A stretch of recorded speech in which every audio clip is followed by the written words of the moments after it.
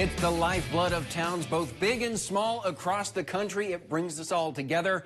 It's Friday night, and high school football is back for week 2 here in central Wisconsin. And a couple teams were so excited, they got an early start today. Pep and Alma making the 2.5-hour trek to Wisconsin Rapids, and they came out ablazing. First quarter, first and goal, first touchdown of the game, a 1-yard run by Demetrius Bergman. Sorry about that. So excited. Football's back. Couple drives later, back in Assumption territory. It's Bergman again, 8-yard TD. The Eagles up 14-0. Assumption goes, no huddle in the second. Jack Platt, love the name, rolls out, connects with Nick LeBerg. Big stiff arm, another big stiff arm, and he's got a 23-yard touchdown. The Royals surge wasn't quite enough, though. Pep and Alma wins 34-27. Next, we get to Stevens Point in the second half. Brookfield Academy versus Pacelli. Brookfield Academy up 21-20, driving downfield. Mason Mayak picks off Alex Diak. The Cardinals looking to take advantage here. Andrew Van Order heaves it down the field, but it's nothing but chaos, no order. Picked off. The Blue Knights drive downfield now, eating up that clock. Tick, tick, tick, tick. Alex Diak keeps it and punches it in, and Pacelli just can't rally. Brookfield Academy wins this one 27-20. Oh, but the evening was young, and there was so much more gridiron goodness in store. We'll be back bringing the best highlights to your screens in just a few minutes, but we're obligated to run a couple commercials first. But before those, more scores from across the area.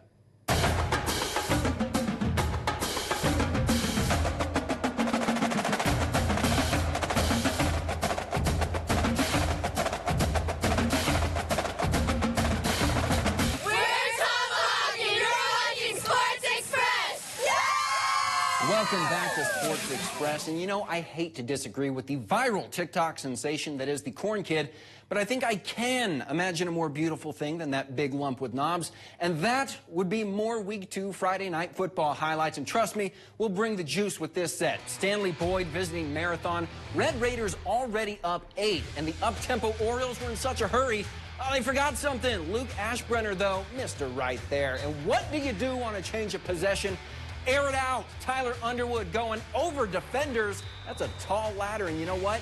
This is a big hammer. Matt Annis up the gut, and the Red Raiders are rolling. Next marathon drive, it's anything but a marathon. It's quick, and they're a passing team now. Hoxema to a wide-open Mason Seehafer, who rides off into the sunset and the end zone. And don't look now. It looks like the Red Raiders are going to start 2-0 for the first time since 2015. To Amherst now. They're taking on Medford. Falcons looking to rebound after a Week 1 loss, but it's the Raiders. On their first drive of the game, handoff to Peyton Gillies. Walk this way into the end zone. It's 6-0 Raiders. Ensuing drive. Third down. Matthew Glodowski gets picked off by Charles Price, and it's nothing but the Smurf turf in front. That'd be Medford, party of 6, and it's 12-0 out-of-towners. After an Amherst punt, the Raiders get to work again, and Logan Baumgartner races by literally everyone and the cheerleaders into the end zone. It's all Raiders here as the Falcons, it's unheard of, start the season 0-2. Let's stay in the Central Wisconsin Conference and check in with the Dashes game. Whitburn hosting Iola Scandinavia. Whitburn was up big at the half, so you're getting a look at the freshman quarterback Bryson Schmid. Scramble and breaking through some tackles. Good-looking young prospect picks up the first down. Iola's still playing hard, though. Big hit by Carrillo Capsia there. But the Chargers special teams were charged up tonight, blocking 3 punts. David Gouderman also had 4 touchdowns, but you're seeing the Frost Schmid get across the goal line here. Bolt up. It was all Chargers tonight. They win 53-7. Now we'll head west to Spencer for Spencer Columbus versus the powerhouse Colby. We'll pick it up near the end of the first half as Isaac Mauritz will fake the handoff and take it himself. He'll whoop the whole defense to set him up in enemy territory, but on 4th down, they're going to go for it and dump it to Sullivan Melander. He'll put in the extra effort, but comes up just short. A for effort. Colby takes over, and they won't waste much time as Tucker Meyer dumps it to Tevin Rue, who cuts up the defense like a block of cheese and scoots all the way down to the 25-yard line. That'll set him up for Caden Healy, who takes it in from the trenches for the score. Colby going to run away with this one, 41-0.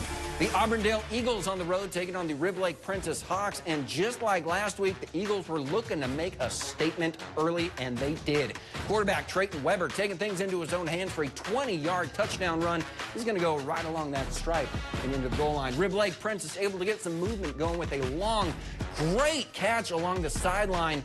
but not before the dominant front seven from the Eagles brought things to a screeching halt. Evan Scholl with a huge tackle for loss, getting a strip sack along the way. Just keep on piling on, setting himself up to finish the rest, breaking multiple tackles for a touchdown. The Eagles take this one with a final score of 62-0. And that means in 2 weeks, Auburndale has outscored their opponents 138-0. Marewood Conference, check your phones because they're putting you on alert. All right, time for some ads to roll, but when we return, it's time for our game of the week. But first, more scores from week 2.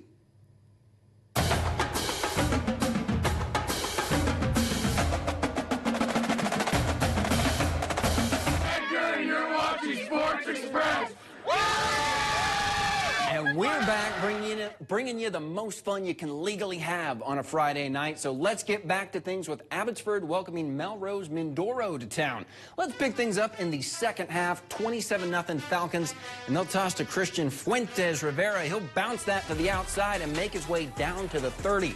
Not too long later, J.V. Castillo will just go ahead, do his best to waltz right into the end zone, extending that lead to 35. The Mustangs on life support, but Braden Lockington rolls to his right, refusing to go down, and launches a prayer.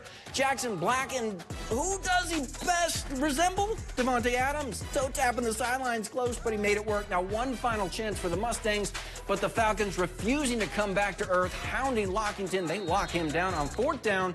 They go nowhere. Falcons going to take it a landslide 41-0. Now over to Merrill, where they hosted Crandon. Crandon, who's looking to bounce back after a Week 1 loss to Hurley, took a 14-6 lead into half. But it's Merrill who would come out with a promising drive before a botched field goal would turn into a turnover. Caden Palbicki lurking over the middle of the field, regaining possession for the Cards. This ultimately set up Crandon's powerful backfield. Hudson Kane, what a great football name, who went untouched for the touchdown. Cardinals offense was just too much for the Blue Jays with the final score in this one of 30-12.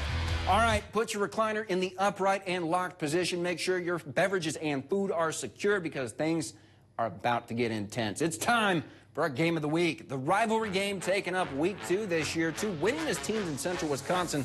Edgar starting off with pressure on the Tiger. Jace Applebeck sacks Braden Schuler in the first quarter. 4 turnovers in the first half before Edgar would find the end zone up the middle from Carter, but gets the job done. Just 2 minutes before the half, and the Wildcats are on the board. Then the Big Cat Kingdom goes silent until the 4th. A pitch from Keegan Strite finds Elliot Mazaka just shy of the line. Edgar goes 2 unanswered through 4 quarters, and then last-ditch effort. Stratford's going to try and put something on the board, make it a game, make it interesting. But no, that's not going to be it. It's going to be a shutout, and the Wildcats are going to take the victory in one of the most cherished rivalries in the state.